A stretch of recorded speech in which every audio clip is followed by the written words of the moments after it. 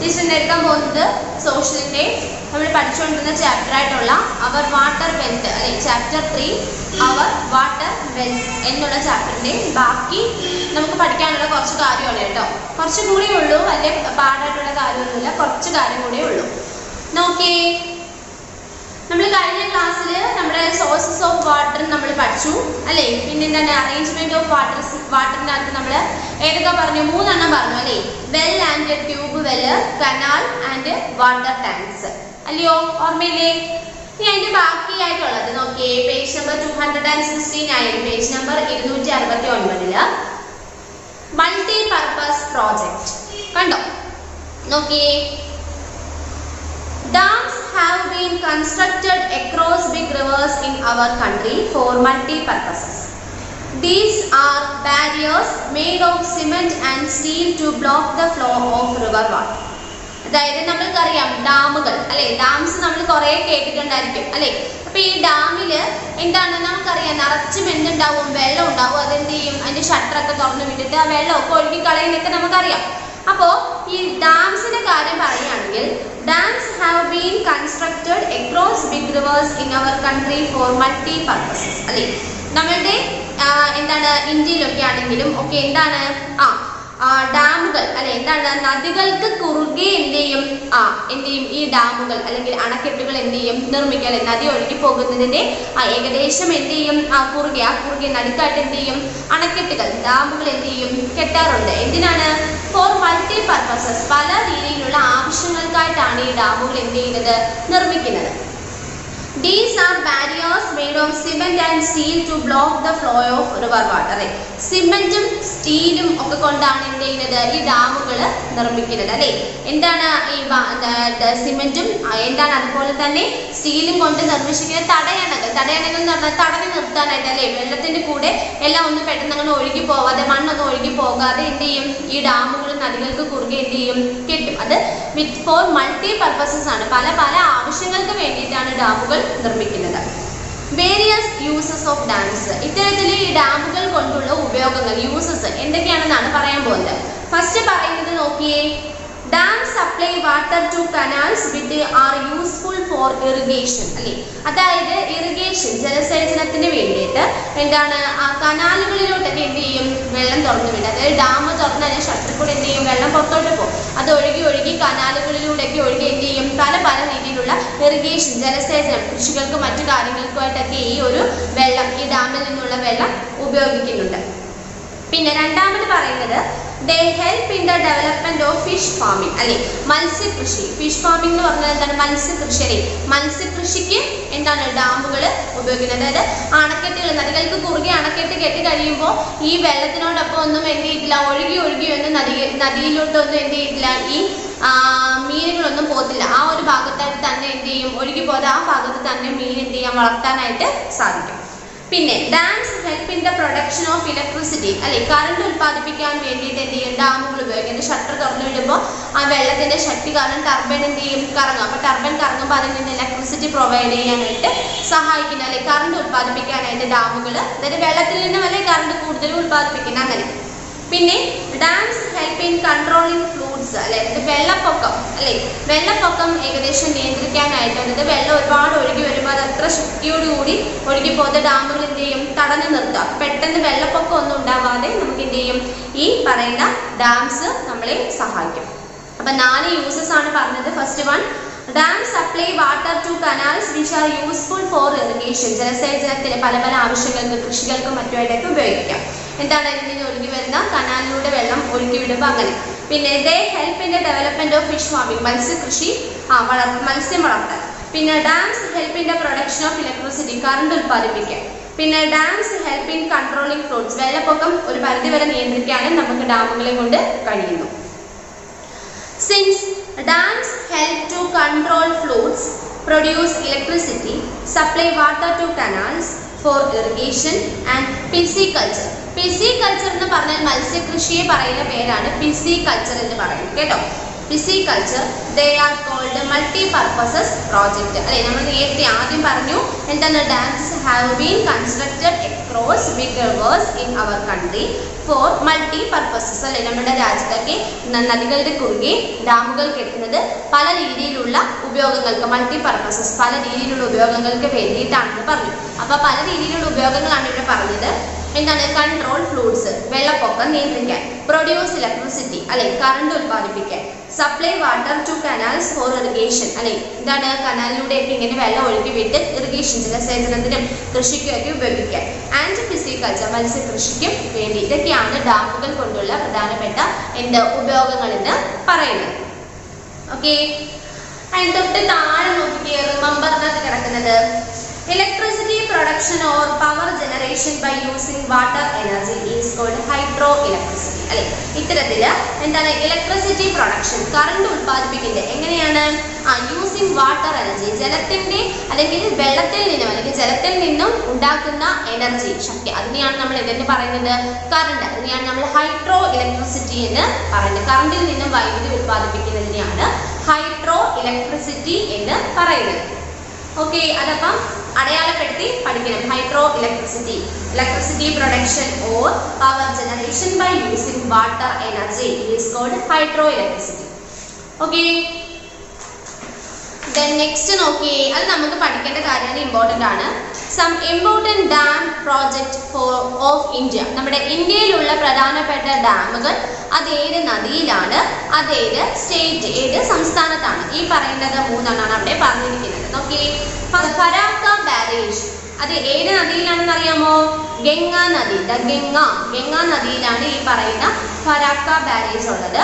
അത് വെസ്റ്റ് ബംഗാൾ പശ്ചിമ ബംഗാളിലാണ് ഇത് സ്ഥിതി ചെയ്യുന്നത്. അപ്പോൾ ഫസ്റ്റ് ഡാമിന്റെ പേരാണ് ദ ഫരാക്ക ബാരേജ്. ഗംഗാ നദിയിലാണ്, അത് വെസ്റ്റ് ബംഗാൾ പശ്ചിമ ബംഗാളിൽ സ്ഥിതി ചെയ്യുന്നു.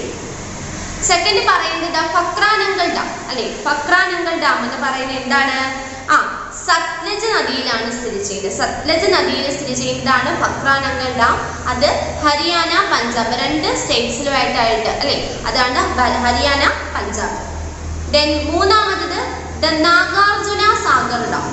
ദ നാഗാർജുന സാഗർ ഡാം അത് കൃഷ്ണ നദിയിലാണ് സ്ഥിതി ചെയ്യുന്നത്. കൃഷ്ണ നദിയിലാണ് സ്ഥിതി ചെയ്യുന്നത്. അത് ആന്ധ്രാപ്രദേശിലാണ് ഈ നാഗാർജുന സാഗർ ഡാം സ്ഥിതി ചെയ്യുന്നത്. നാഗാർജുന സാഗർ ഡാം സ്ഥിതി ചെയ്യുന്ന റിവർ കൃഷ്ണ നദിയാണ്. അത് ആന്ധ്രാപ്രദേശിലാണ് സ്ഥിതി ചെയ്യുന്നത്. പിന്നെ ദ ദാമോദർ വാലി അല്ലെ. ദാമോദർ വാലി എന്ന് പറയുന്നത് ഏത് റിവറിലാണ്? ദാമോദർ നദിയിലാണ് അത് സ്ഥിതി ചെയ്യുന്നത്. അത് ജാർഖണ്ഡിലാണത് അല്ലെ. ഏത് സംസ്ഥാനത്താണ്? ജാർഖണ്ഡിലെ ദാമോദർ നദിയിലാണ് ദാമോദർ വാലി പ്രോജക്റ്റ് ഡാം സ്ഥിതി ചെയ്യുന്നത്. പിന്നെ പറയുന്നത് the Hirakud dam. Hirakud dam സ്ഥിതി ചെയ്യുന്നത് ഏത് റിവറിലാണ്? ദ മഹാനദിയിലാണ്. അത് ഏത് സ്റ്റേറ്റിലാണെന്ന് ചോദിച്ചാൽ ഒഡീഷയിലെ മഹാനദിയിൽ സ്ഥിതി ചെയ്യുന്നതാണ് ഏത്? ഹിരാക്കുഡ് ഡാം. 5 എണ്ണമാണ് നമ്മൾ പറഞ്ഞത് ഡാം പ്രോജക്റ്റും. ഏത് റിവറിലാണ്? അത് ഇൻ വിച്ച് സ്റ്റേറ്റ് ഏത് സ്റ്റേറ്റിലാണ്? ഫസ്റ്റ് പറഞ്ഞത് ദ ഫരാക്ക ബാരേജ് ആണ്. ഫരാക്ക ബാരേജ് സ്ഥിതി ചെയ്യുന്ന നദി എന്ന് പറയുന്നത് ദ ഗംഗാ നദിയിലാണ് സ്ഥിതി ചെയ്യുന്നത്. അത് ഏത് സ്റ്റേറ്റ് ഏത് സംസ്ഥാനത്താണ് ചോദിക്കുകയാണെങ്കിൽ വെസ്റ്റ് ബംഗാൾ പശ്ചിമ ബംഗാളിലാണ് സ്ഥിതി ചെയ്യുന്നത്. സെക്കൻഡ് പറയുന്നത് ദ ഫക്രാനങ്കൽ ഡാം ആണ്. ഫക്രാനങ്കൽ ഡാം എന്ന് പറഞ്ഞാൽ ഏത് നദിയിലാണ്? ദ സത്ലജ് റിവർ അല്ലെ. In which state? Haryana Punjab. Okay, then third one the Nagarjuna Sagar Dam. The Nagarjuna Sagar Dam സ്ഥിതി ചെയ്യുന്നത് the Krishna river in which state? Andhra Pradesh. Okay, then fourth one the Damodar Valley. അത് the Damodar river അല്ലെ. ദാമോദർ നദിയിലാണ്. ഏത് state ആണ്? Jharkhand. then last the Hirakud Dam ആണ്. അത് മഹാനദിയിലാണ് സ്ഥിതി ചെയ്യുന്നത്. ഒഡീഷയിലാണ്. ഒഡീഷ സ്റ്റേറ്റിലാണ് സ്ഥിതി ചെയ്യുന്നത്. അപ്പോൾ അത് ഇത്രയും നിങ്ങൾ പഠിക്കണം. അത് മാച്ച് ദി ഫോളോയിങ് ആയിട്ടും ചൂസ് ദ കറക്റ്റ് ആൻസേഴ്സ് ആയിട്ടും ഒക്കെ എക്സാമിൽ ചോദിക്കാൻ ഇമ്പോർട്ടൻ്റ് ആണ്. ടീച്ചർ റിവ്യൂ വിളിക്കുമ്പോഴും ചോദിക്കുക. അപ്പോൾ ആ പ്രോജക്റ്റിൻ്റെ അതായത് ഡാം പ്രോജക്റ്റ് 5 ഡാം പ്രോജക്റ്റും അത് ഏത് റിവറിലാണ് ഇൻ വിച്ച് സ്റ്റേറ്റ് ഇത്രയും കാണാതെ പഠിക്കണം കേട്ടോ. അടുത്തത് the water is supplied through pipelines in cities. People get it from dams. This water is supplied after being filtered and cleaned. But in villages, people use hand pumps, wells and pond to get water. Nowadays, many water resources are getting polluted as people throw waste matter and industrial waste into them. അതായത് നമ്മൾക്കറിയാം നമ്മുടെ cities അല്ലെ നഗരപ്രദേശങ്ങളിൽ എന്നൊക്കെ പറഞ്ഞാൽ നമ്മൾക്ക് എന്താണ് pipe ലൈനിലൂടെയാണ് വെള്ളം വരുന്നത് അല്ലെ നമ്മുടെ ഇവിടെ ഒന്നും അങ്ങനെ ആവണമെന്നില്ല. നമ്മൾ കുറേ ഭയങ്കര സിറ്റീസിലോട്ടൊക്കെ ആകുമ്പോൾ അവിടുത്തെ വാട്ടർ സപ്ലൈങ് എന്ന് പറയുന്നത് പൈപ്പ് ലൈനിലൂടെ ആയിരിക്കും അല്ലെ. പൈപ്പ് അതായത് സമയം കാണും, ഇത്ര സമയം തൊട്ട് ഇത്ര സമയം വരെ വെള്ളം വരും. ഇപ്പോൾ വെള്ളമൊക്കെ നമ്മൾ ഏതെങ്കിലും ബാരനിലോ അല്ലെങ്കിൽ ഏതെങ്കിലും ബക്കറ്റ്സിലോ ഒക്കെ നമ്മൾ പിടിച്ചു വെക്കും അല്ലെ. This water is supplied after being filtered and cleaned. ഇങ്ങനെ നമ്മുടെ ഈ പൈപ്പിലൂടെ വരുന്ന വെള്ളം എന്ന് പറഞ്ഞാൽ അവര് നല്ല രീതിയിൽ ക്ലീൻ ചെയ്ത് നല്ല ഫിൽട്ടർ ആക്കി വരുന്ന നല്ല ശുദ്ധമായിട്ടുള്ള വെള്ളം ആയിരിക്കും. But in villages, people use hand pumps, wells and ponds to get water. അല്ലെ, പക്ഷേ ഗ്രാമപ്രദേശങ്ങളിൽ എന്ന് പറഞ്ഞാൽ ആളുകൾ എപ്പോഴും ഈ പൈപ്പ് ലൈൻ നോക്കിക്കൊണ്ടിരിക്കുകയല്ല. അവിടെ കിണറുകളും കുളങ്ങളും ഒക്കെ ആയിരിക്കും. അവിടെ നിന്നൊക്കെ അവർ എന്ത് ചെയ്യും, ഈ പറയുന്ന ഓരോ യൂസസിനായിട്ട് എന്ത് ചെയ്യും, വെള്ളം ഉപയോഗിക്കും. Nowadays, many water resources are getting polluted as people throw waste matter and industrial waste into them. പക്ഷേ ഇപ്പം ഉള്ള ഈ ഒരു രീതി വെച്ചിട്ട് അല്ലെ, നമ്മുടെ ഈ ഒരു ജീവിത രീതി ഒക്കെ വെച്ചിട്ട് നമ്മളെ മനുഷ്യർ തന്നെ എന്ത് ചെയ്യാണ്, ഈ ഓരോ രീതിയിലുള്ള എന്താണ് വാട്ടർ റിസോഴ്സസ് നമ്മൾ എന്താണ് മലിനമാക്കിക്കൊണ്ടിരിക്കുകയാണ് അല്ലെ. അതായത് വാട്ടർ പൊല്യൂഷൻ എന്ത് ചെയ്യാണ്, ഇൻക്രീസ് ചെയ്തുകൊണ്ടിരിക്കുകയാണ് അല്ലെ. ഓരോ ദിവസം കൂടുന്തോറും ജലത്തിന്റെ മാലിന്യം അല്ലെ എന്താണ് കൂടുക. കാര്യം ഒരുപാട് വേസ്റ്റ് നമ്മൾ കൊണ്ടത് ഡംപ് ചെയ്യുന്നതും പിന്നെ അതുപോലെ എന്താണ് ഫാക്ടറിയിൽ നിന്നുള്ള വേസ്റ്റും ഇൻഡസ്ട്രിയൽ വേസ്റ്റും ഒക്കെ കാരണം ഈ വെള്ളം ഈ കുളങ്ങളിലെയും നദികളിലും ഒക്കെ വെള്ളം എന്താണ് പൊല്യൂട്ടഡ് ആയിക്കൊണ്ടിരിക്കുകയാണ്. To arrange the supply of clean drinking water, the government has been executing many schemes. അല്ലെ, ഇത്തരത്തില് ഈ മലിനമായിക്കൊണ്ടിരിക്കുന്ന ഈ ജലാശയങ്ങളൊക്കെ ശുദ്ധമാക്കാൻ വേണ്ടിയിട്ട് നമ്മുടെ ഗവൺമെന്റ് നമ്മുടെ സർക്കാർ ഒരുപാട് പദ്ധതികൾ എന്ത് ചെയ്യുന്നുണ്ട്, കൊണ്ടുവരാറുണ്ട്. It is our inmost responsibility to keep the water clean and store it in a proper place, protected against dust and insect. അല്ലെ, അതായത് നമ്മളുടെ ഏറ്റവും വലിയ ഒരു ഉത്തരവാദിത്വം അല്ലെ, റെസ്പോൺസിബിലിറ്റി ഉത്തരവാദിത്വമാണ് എന്തെന്ന് പറയുന്നത്, ഈ ജലാശയങ്ങളുടെ ഈ മാലിന്യം നീക്കം ചെയ്ത് ഈ വാട്ടർ പൊല്യൂഷൻ കുറയ്ക്കുക എന്നുള്ളത് നമ്മളുടെ ഓരോരുത്തരുടെയും എന്താണ് ഉത്തരവാദിത്വം, നമ്മുടെ ഓരോരുത്തരുടെ റെസ്പോൺസിബിലിറ്റിയാണ്. എന്തെങ്കിലൊക്കെയാണ് ഈ പൊടിയും ഇങ്ങനെയുള്ള അഴുക്കും പേപ്പറും പ്ലാസ്റ്റിക്കും അങ്ങനെയുള്ള മാലിന്യങ്ങളിൽ നിന്നും അതുപോലെ തന്നെ ഇൻസെക്ട് ഈ അഴുക്കുകളെല്ലാം കൂടി വെള്ളത്തിൽ ഇങ്ങനെ കെട്ടിക്കിടന്ന് അതിൽ നിന്ന് ചെറിയ കൊതുകും ഈച്ചകളും അങ്ങനെയുള്ള പ്രാണികളൊക്കെ ഉണ്ടാവും. അതൊക്കെ നമുക്ക് ഓരോ തരത്തിലുള്ള ഡിസീസസിനൊക്കെ എന്ത് ചെയ്യും, കാരണമാവും അല്ലെ. അപ്പൊ ഇങ്ങനെയുള്ളതിൽ നിന്നുമൊക്കെ നമ്മുടെ ഈ എന്താണ് ജലാശയങ്ങൾ ഒക്കെ സംരക്ഷിക്കുക എന്നുള്ളത് നമ്മുടെ എല്ലാവരുടെയും ഉത്തരവാദിത്വമാണ്. A great effort should be made to conserve water as it is one of the most valuable natural resources. Using water carefully and economically is called water conservation. അല്ലെ, അതായത് നമ്മളുടെ ഈ ജലാശയങ്ങൾ എന്ത് ചെയ്യുക, നമ്മൾ ആദ്യത്തെ ക്ലാസ്സിൽ പഠിച്ചു നമ്മളുടെ ഏറ്റവും വലിയ വാല്യൂബിൾ ആയിട്ടുള്ള ഒരു ഗിഫ്റ്റ് ആണ് എന്തെന്ന് പറയുന്നത് ഈ വാട്ടർ നമുക്ക് കിട്ടുന്നതെന്ന് പറയുന്നത് അല്ലേ. അതായത് the most important gift of nature to the earth is water. നമ്മുടെ ഭൂമി നമ്മൾക്ക് തരുന്ന ഏറ്റവും വാല്യൂബിൾ ആയിട്ടുള്ള ഒരു ഗിഫ്റ്റ് ആണ് ഈ വാട്ടർ എന്ന് പറയുന്നത്. അപ്പം അത് നല്ല രീതിയിൽ സൂക്ഷിക്കുക, അല്ലെങ്കിൽ അത്രയും വാല്യൂബിൾ ആയിട്ടുള്ള ഒരു കാര്യം നമ്മൾ നന്നായിട്ട് കെയർ ചെയ്യുക എന്നുള്ളത് നമ്മളുടെ എന്താണ് ഉത്തരവാദിത്വമാണ്. ഇത്തരത്തില് നമ്മൾ ഈ വാട്ടർ നന്നായിട്ട് സൂക്ഷിക്കുക, അതാണ് എന്തെന്ന് പറയുന്നത് വാട്ടർ കൺസർവേഷൻ. ജലം ശുദ്ധീകരണം, നമ്മൾ ജലം നല്ല രീതിയിൽ എന്ത് ചെയ്യുക, എപ്പോഴും ഉപയോഗിക്കുന്നതാണെങ്കിലും എന്ത് ചെയ്യുക, തുറന്നു വിട്ടൊന്നും ഉപയോഗിക്കാതെ നമ്മൾ എന്ത് ചെയ്യുക, അമൂല്യമായിട്ട് തന്നെ നമ്മൾ എന്ത് ചെയ്യുക, അത് ഉപയോഗിക്കുക. Then two methods of conservation of water are rainwater harvesting and planting more trees. അല്ലെ, ഇത്തരത്തിൽ ജലസംരക്ഷണം അല്ലെങ്കിൽ ജലം നമ്മൾക്ക് സൂക്ഷിക്കാൻ വേണ്ടി നമ്മൾക്ക് ചെയ്യാവുന്ന രണ്ട് കാര്യങ്ങളാണ് പറയുന്നു. First one rain water harvesting, അതായത് നമ്മൾ പറയുന്നത് മഴവെള്ള സംരക്ഷണം, അതാണ് റെയിൻ വാട്ടർ ഹാർവെസ്റ്റിംഗ് എന്ന് പറയുന്നത്. എന്താണ് rain water should be collected in tanks and stored in underground reservoirs.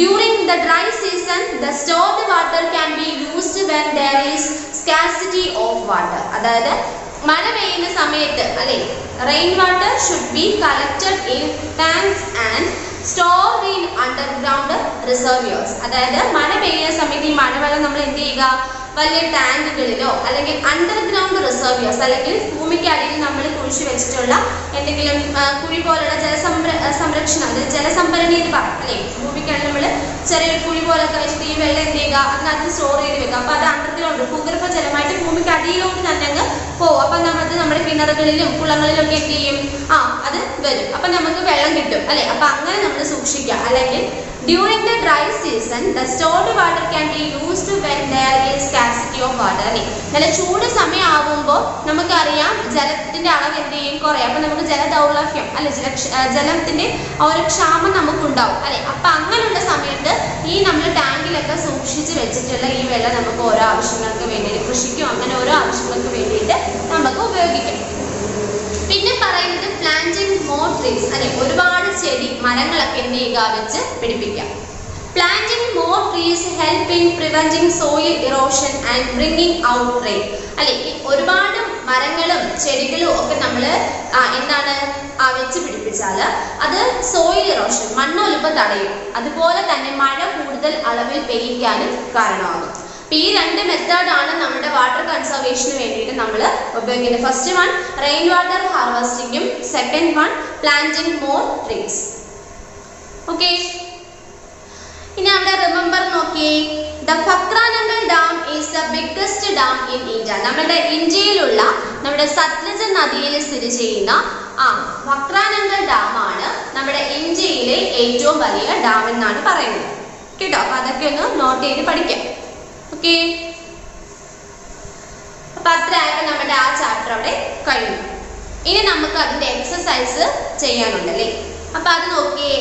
First one അവിടെ പറയുന്നത് ഡിഫൈൻ ആണല്ലേ. നമ്മൾ എല്ലാ ചാപ്റ്ററിലും പഠിക്കാറുള്ളത് പോലെ ഡിഫൈൻ. ഫസ്റ്റ് വൺ അവിടെ പറഞ്ഞിരിക്കുന്ന മൾട്ടി പർപ്പസ് പ്രോജക്റ്റ് എന്താണ്, വിവിധോദ്ദേശ പദ്ധതികൾ. മൾട്ടി പർപ്പസ് പ്രോജക്റ്റ് എന്ന് പറഞ്ഞ വിവിധോദ്ദേശ പദ്ധതികൾ എന്താണെന്നാണ് ചോദിച്ചിരിക്കുന്നത്. നോക്കിയേ, a project which serves more than one purpose is called a multi-purpose project. അതായത് ഒരു കാര്യം മാത്രം ലക്ഷ്യമിടാതെ ഒന്നിൽ കൂടുതൽ കാര്യങ്ങൾക്ക് വേണ്ടിയിട്ട് നമ്മൾ ഓരോ കാര്യങ്ങൾ ചെയ്യുന്നു. അതാണ് എന്ത്, മൾട്ടി പർപ്പസസ് പ്രോജക്റ്റ്. നമ്മൾ ഡാമിന്റെ കാര്യം തന്നെ പറഞ്ഞു, ഇറിഗേഷൻ ആണ്, അതുപോലെ പിസിക്കൾച്ചർ ഉണ്ട്, അതുപോലെ തന്നെ എന്താണ് ഇലക്ട്രിസിറ്റി പ്രൊവൈഡ് ചെയ്യാനായിട്ടൊക്കെ നമ്മൾ ഡാം വെച്ചിട്ട് ഉപയോഗിക്കുന്നു പറയുന്നത് അല്ലേ. അപ്പൊ അത്തരത്തിൽ ഒരു കാര്യം കൊണ്ട് ഒന്നിൽ കൂടുതൽ ഉപയോഗങ്ങൾ ഉണ്ടെങ്കിൽ അതിനെയാണ് മൾട്ടി പർപ്പസസ് പ്രോജക്റ്റ് എന്ന് പറയുന്നത്. അപ്പോൾ multi-purpose project എന്താണ്, a project which serves more than one purposes is called a multi-purpose project. Then second one hydroelectricity അല്ലേ. എന്താണ്, വെള്ളത്തിൽ നിന്നും എന്ത് പവർ അല്ലെങ്കിൽ ഇലക്ട്രിസിറ്റി പ്രൊവൈഡ് ചെയ്യുന്നുണ്ടെങ്കിൽ അതിനെ ഹൈഡ്രോ ഇലക്ട്രിസിറ്റി എന്ന് പറയും. Generating power or electricity using water energy is called hydroelectricity അല്ലേ. അതായത് എന്താണ്, പവർ ജനറേറ്റിംഗ് പവർ അല്ലേ, കറണ്ട് ഉൽപ്പാദിപ്പിക്കുക, വെള്ളത്തിൽ നിന്നും കറണ്ട് ഉൽപ്പാദിപ്പിക്കുന്ന അതിനാണ് ഹൈഡ്രോ ഇലക്ട്രിസിറ്റി എന്ന് പറയുന്നത്. തേർഡ് വൺ ഇറിഗേഷൻ അല്ലെ, ജലസേചനം. എന്താണ്, irrigation is supplying of water to land and crops through pipelines, small canals, etc. അതായത് നമ്മൾ വിവിധ ജലസേചനം അല്ലെ, പല രീതിയിലുള്ള ജലസേചനത്തിന് വേണ്ടിയിട്ടും അതല്ലെന്നുണ്ടെങ്കിൽ കൃഷികൾക്ക് വേണ്ടിയിട്ടും ഒക്കെ നമ്മൾ പൈപ്പ് ലൈനിൽ കൂടെയും കനാലിൽ കൂടെയും ഒക്കെ വെള്ളം കൊണ്ടുവന്നെത്തിക്കുന്നതിനെയാണ് ഈ ഇറിഗേഷൻ ജലസേചനം എന്ന് പറയുന്നത്. ഓക്കെ, മൂന്നെണ്ണമാണ്.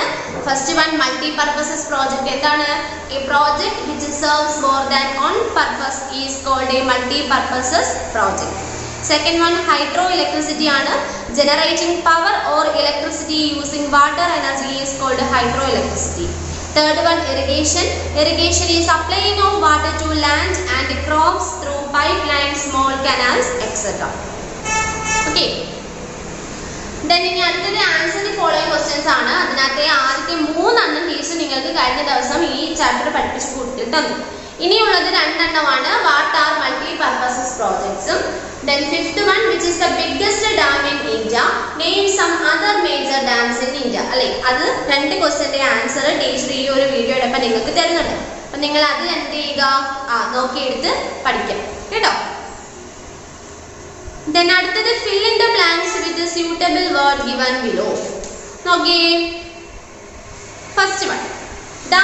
the main source of water? നമ്മൾ ആദ്യത്തെ ക്ലാസ്സിൽ പഠിച്ചു നമ്മളുടെ ഏറ്റവും വലിയ വെള്ളം നമ്മൾക്ക് കിട്ടുന്നതിനുള്ള ഒരു സോഴ്സ് എന്ന് പറയുന്നത് എന്താണ്?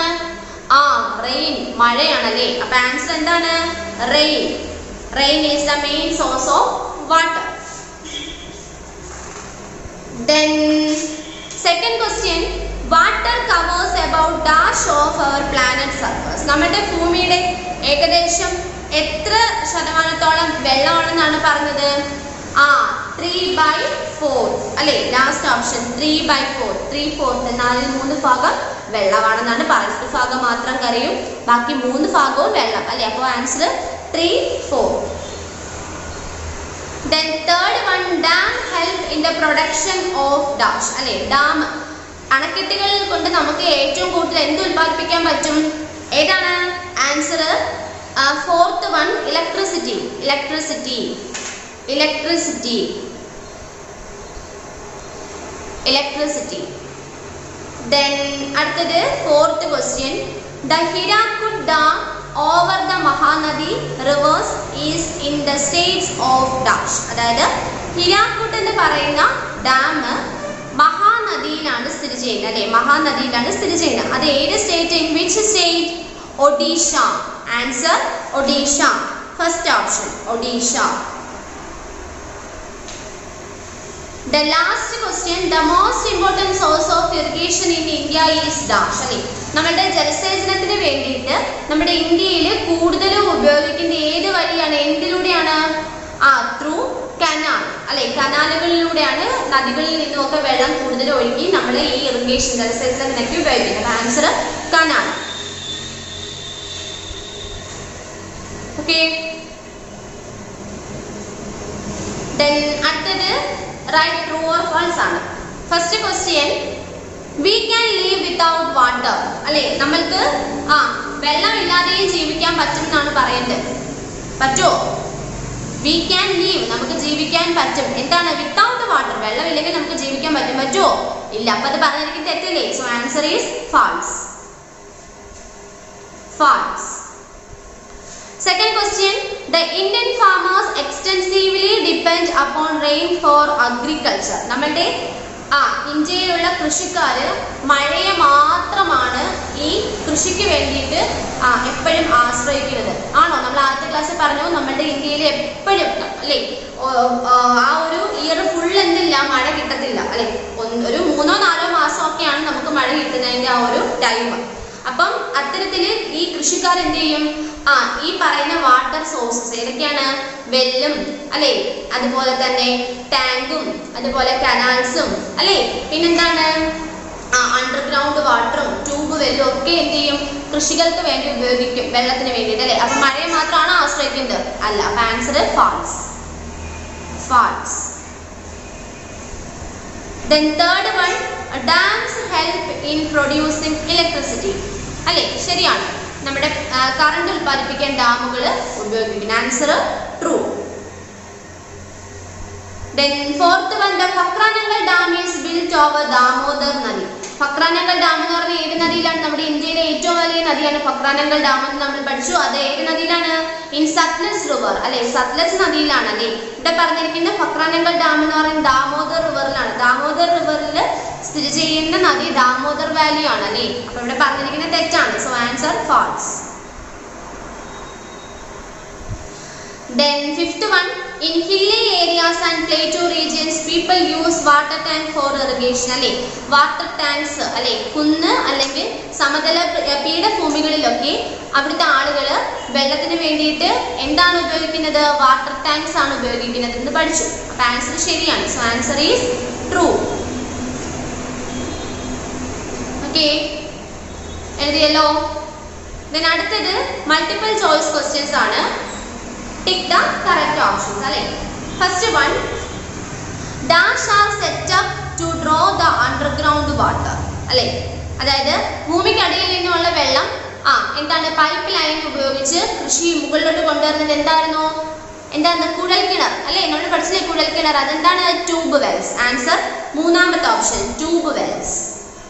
Tube wells. Tube wells are set up to draw the underground water. Then second option, water covers about dash of our planet surface. അല്ലെ, നമ്മുടെ ഭൂമിയിൽ ഏകദേശം എത്ര വെള്ളമാണെന്നാണ് നമ്മൾ പറഞ്ഞത്? 4/3 ഭാഗം വെള്ളമാണ്. അപ്പൊ ആൻസർ മൂന്നാമത്തെ option 3/4. Water covers about 3/4 of our planet surface. Then third question, dash is the dam built over the Krishna river. Krishna നദിയുടെ കുറുകെ കെട്ടിയിരിക്കുന്ന ഡാം ഏതാണ്? Answer third option, the Nagarjuna Sagar Dam. The Nagarjuna Sagar Dam is the dam built over the Krishna river. Then fourth one, dams help in controlling dash. നമ്മൾ ഡാമുകൾ എന്തിനെയാണ് prevent ചെയ്യുന്നത്? എന്താണ്? എന്തിനെയാണ്? വെള്ളപ്പൊക്കം. അല്ലെ, ആൻസർ മൂന്നാമത്തെ ഓപ്ഷൻ തന്നെയാണ്, ഫ്ലൂഡ്സ്. വെള്ളപ്പൊക്കം നിയന്ത്രിക്കാൻ വേണ്ടിയിട്ട് സഹായിക്കും ഫ്ലൂഡ്സ്. ഓക്കെ, ഇത്രയായപ്പോൾ നമ്മുടെ ആ മൂന്നാമത്തെ ചാപ്റ്റർ അവിടെ കഴിഞ്ഞു. ഓക്കെ, അപ്പൊ ഇതിനകത്ത് നമ്മൾ ക്വസ്റ്റ്യൻസ് ക്ലാസ് കേട്ടനുണ്ട്, ഫില്ലപ്പ് ഉണ്ട്, ഓർഫാൻസുകൾ, ചൂസ് ദ കറക്റ്റ് ആൻസേഴ്സ് ഉണ്ട്. അതുപോലെ ആ ഡാമിന്റെ എല്ലാം പേരും അത് ഏത് നദിയിലാണെന്നുള്ളതും ഇൻ വിച്ച് സ്റ്റേറ്റ്, ഏത് സംസ്ഥാനത്താണ് സ്ഥിതി ചെയ്യുന്നത് എന്നുള്ളതും എന്ത് ചെയ്യണം? കാണാതെ പഠിക്കുക തന്നെ വേണം. ക്വസ്റ്റ്യൻ ആൻസർ ഒക്കെ ഉണ്ട് അതിനകത്ത്. അപ്പൊ നിങ്ങൾ പഠിക്കണം കേട്ടോ. അപ്പൊ ടെക്സ്റ്റ് ബുക്ക് നന്നായിട്ട് വായിക്കുക, ഇതെല്ലാം എഴുതി പഠിക്കുക. ഓക്കെ, ഇനി നമുക്ക് അടുത്തത് പഠിക്കാനായിട്ടുള്ളത് കുറച്ച് മാത്സ് ആണ്.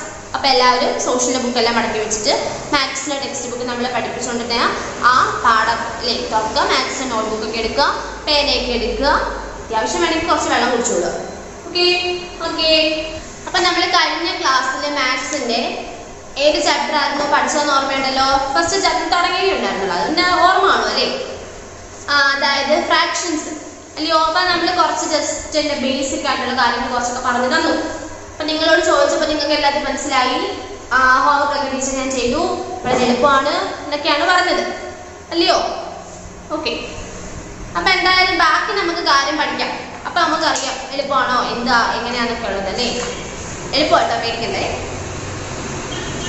അപ്പോ page number 91, page number 91. Okay, അവിടെ നമ്മുടെ ആ ഫിൽ ഇൻ ദ ബ്ലാങ്ക്സ് എന്ന് പറഞ്ഞ മുകളിലായിട്ട് 11 പറഞ്ഞ് തന്നിട്ടുണ്ട് കണ്ടോ? അതായത് 1/2 of 8 എന്ന് പറഞ്ഞാൽ ഇത് എങ്ങനെയാണെന്ന് എന്ത് ചെയ്യുക? സോൾവ് ചെയ്യുക. ഓക്കെ, അതായത് നമ്മൾ ഈ 1/2 of 8 എന്ന് പറഞ്ഞാൽ 1/2 into 8 എന്നാണ് അതിന്റെ മീനിങ്. കണ്ടോ? 1/2 of 8 എന്ന് പറഞ്ഞാൽ 1/2 into 8. നമുക്കറിയാം 2ന്റെ മൾട്ടിപ്ലിക്കേഷൻ ടേബിൾ. നമ്മൾ എന്ത് കാര്യം ചെയ്താലും ഈ മൾട്ടിപ്ലിക്കേഷൻ ടേബിൾ അതിനകത്ത് വളരെയധികം അത്യാവശ്യമായിട്ടുള്ള കാര്യമാണ് കേട്ടോ. അപ്പൊ പിന്നെ പേടിക്കണം, നിങ്ങൾക്ക് എല്ലാവർക്കും മൾട്ടിപ്ലിക്കേഷൻ ടേബിൾ 1 തൊട്ട് 10 വരെ എന്തായാലും എല്ലാവർക്കും അറിയാം അല്ലേ? പിന്നെ 11, 12 കുഴപ്പമില്ല, ഞാൻ 10 വരെ എല്ലാവർക്കും അറിയാലോ. അപ്പൊ എന്തായാലും നോക്കിയിട്ട് 1/2 of 8 എന്ന് പറയുമ്പോൾ 2ന്റെ മൾട്ടിപ്ലിക്കേഷൻ ടേബിൾ ഒന്ന് ചെയ്ത് നോക്കി. 8 എത്ര ആണ്? 2നെ 2 into 4 ആണ് എന്ത്? 8 അല്ലയോ? അപ്പം ഈ 2 എന്ന് പറഞ്ഞ മൾട്ടിപ്ലിക്കേഷൻ ടേബിൾ, 2ന്റെ മൾട്ടിപ്ലിക്കേഷൻ ടേബിൾ 2 into 1. അപ്പം അവിടെ നമ്മൾ അതിനെ ചെറുതാക്കി. ഇനി നോക്കി 2 into 4. അപ്പൊ ഈ 2നെ 8 കൊണ്ട് നമ്മൾ എന്ത് ചെയ്യുക അല്ലേ? അപ്പൊ എങ്ങനെയാണ്? 4. ആൻസർ എത്രയാണ്? 1/1 എന്ന് പറഞ്ഞാൽ 1 തന്നെയാണ്. ആൻസർ എത്രയാണ്? 4. കണ്ടോ? അതാണ് അവിടെ പറഞ്ഞിരിക്കുന്നത്. അടുത്ത നോക്കിയേ, ബി നോക്കിയേ, 1/3 of 21 അല്ലേ? 21. അപ്പൊ നമ്മൾ എന്ത് ചെയ്യുക? ആദ്യം താഴെ കൊണ്ടും എഴുതുക 1/3 into 21. 3ന്റെ മൾട്ടിപ്ലിക്കേഷൻ ചെയ്ത് നോക്കുക. 21 എത്ര ടൈംസ് ആണ്? 3 into നമുക്കറിയാം 3ന്റെ മൾട്ടിപ്ലിക്കേഷൻ ടൈം 3 എന്ന് പറഞ്ഞാൽ 1 ടൈംസ്. അപ്പൊ അത് നമ്മൾ ഇവിടെ ചെറുതാക്കി അല്ലേ? പിന്നെ ഇനി 21 എത്ര വട്ടമാണ്?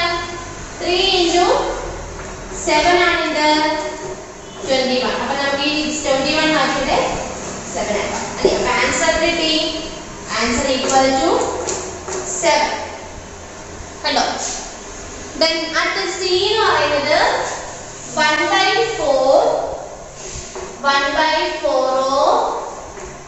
24. 24 അല്ലേ? യെസ്. അപ്പൊ നമുക്ക് ഇതിനെ താഴോട്ട് എഴുതാം. 1/4 into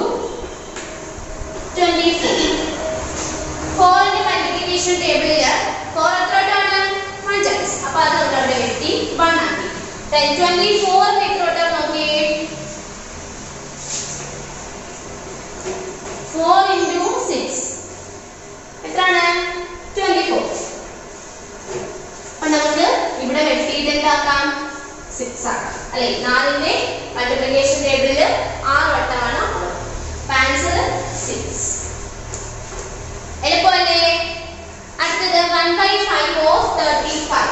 എല്ലാം നോട്ട്ബുക്കിനകത്തോട്ട് എഴുതി എടുക്കണം കേട്ടോ. അതൊക്കെ എളുപ്പമാണ് ചെയ്യാൻ, അതുകൊണ്ടാണ് ഇങ്ങനെ പോകുന്നത്. 1/5 of 35. ഓക്കെ, അപ്പൊ ആദ്യം 1/5 into 35.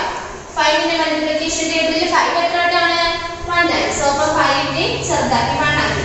Then 5ന്റെ മൾട്ടിപ്ലിക്കേഷൻ ടേബിളിൽ 35 എത്ര വട്ടമാണ് 5 into 7. 5 into 7 equal to 35. അപ്പോൾ ഇവിടെ ആൻസർ 7. കേട്ടോ? അപ്പോൾ ഇതുപോലെ ഇയും എഫും ഒന്ന് ഹോംവർക്ക് ചെയ്യുക കേട്ടോ. ഇയും എഫും രണ്ടെണ്ണമേ ഉള്ളൂ ഹോംവർക്ക്. ബാക്കി ടീച്ചർ 4 ചെയ്തു തന്നു. അപ്പോൾ 2 വളരെ എളുപ്പം അല്ലേ. ടെക്സ്റ്റ് ബുക്കിൽ തന്നെ ഫില്ല് ചെയ്ത് പൊക്കോ ആൻസർ. പക്ഷേ ഇത് എഴുതുമ്പോൾ നോട്ട്ബുക്കിനകത്തോടുകൂടെ എഴുതണം കേട്ടോ. അടുത്ത നോക്കിയേ, അത് ഇതുപോലെ തന്നെ ചെയ്യാനാണ് പറഞ്ഞിരിക്കുന്നത്. ഇതുപോലെ തന്നെ ചെയ്യും. 1/2 of ₹10. അപ്പൊ 1/2 of ₹10 എന്ന് പറയുമ്പോൾ 10 രൂപ. ഇവിടെ 10 രൂപ റുപ്പീസ് അല്ലേ. ഇവിടെ റുപ്പീസ് ആ പറഞ്ഞിരിക്കുന്നത്. അപ്പം 1/2 of ഈ റുപ്പീസ് 10 എന്നാണ് പറഞ്ഞിരിക്കുന്നത്. നമുക്ക് കുഴപ്പമില്ല. അപ്പൊ നമുക്ക് 1/2 into എത്രയാണ് 10 അല്ലയോ. നോക്കുക 2ന്റെ മൾട്ടിപ്ലിക്കേഷൻ ടേബിളിൽ തന്നെ നോക്കുക. 2നെ നമുക്ക് ചെറുതാക്കുമ്പോൾ ഇവിടെ 1 മതി. 2ന്റെ മൾട്ടിപ്ലിക്കേഷൻ ടേബിളിൽ 10 എത്ര വട്ടമാണ് 2 into 5 അല്ലേ. അപ്പൊ അതിവിടെ എഴുതാം. ആൻസർ എത്ര കിട്ടി 5. ഈ 10ന്റെ പകുതി എന്ന് പറഞ്ഞാൽ എത്രയാണ് 10ന്റെ പകുതി 5. അതാണ് ഇവിടെ ഉദ്ദേശിക്കുന്നത്. തന്നിരിക്കുന്നത് ഇവിടെ തന്നിരിക്കുന്നു എത്രയാണ് തന്നിരിക്കുന്നത് അതിന്റെ പകുതിയാണ് ആൻസർ കിട്ടുക. അടുത്തത് ബി. ബി നോക്കിയേ. ബി 1/3 of an hour അല്ലേ. 1/3 of an hour. അവർ എന്ന് പറയുമ്പോൾ ഇൻ മിനിറ്റ്സ് ആണ് അല്ലേ. ഒരു മണിക്കൂർ എന്ന് പറയുന്നത് എത്ര മിനിറ്റ് ആണ്? ഒരു മണിക്കൂർ എന്ന് പറയുന്നത് 1 hour equal to 60 minutes ആണ്. 60 മിനിറ്റ് ആണ്. അറിയാലോ എല്ലാവർക്കും. ഇല്ലയോ? അറിഞ്ഞൂടെയോ? ഒരു മണിക്കൂർ എന്ന് പറയുന്നത് എത്ര മിനിറ്റ് ആണ്? 60 മിനിറ്റ് ആണ്. അതാണ് ഇവിടെ പറഞ്ഞത് 1/3 of an hour. ഒരു മണിക്കൂർ എന്ന് പറയുന്നത് 60 മിനിറ്റ് ആണ് അല്ലേ. അപ്പോൾ ഇവിടെ പറഞ്ഞിട്ടുണ്ട് 1/3 of an hour. അവർ എന്ന് പറഞ്ഞിട്ട് ബ്രാക്കറ്റിൽ ഇൻ മിനിറ്റ്സ് മിനിറ്റിലാണ് പറഞ്ഞിരിക്കുന്നത് അല്ലേ. അപ്പോൾ എന്താണ് 1/3 into എത്രയാണ് 60 മിനിറ്റ്. ഓക്കെ, ഈ നോക്കിയേ 1/3 3ന്റെ മൾട്ടിപ്ലിക്കേഷൻ ടേബിൾ നോക്കുക. 3ന്റെ മൾട്ടിപ്ലിക്കേഷൻ ടേബിൾ നോക്കുമ്പോൾ 3 ഒരു വട്ടം 60 നോക്കിയേ 30 into 2 ആണ് അല്ലേ.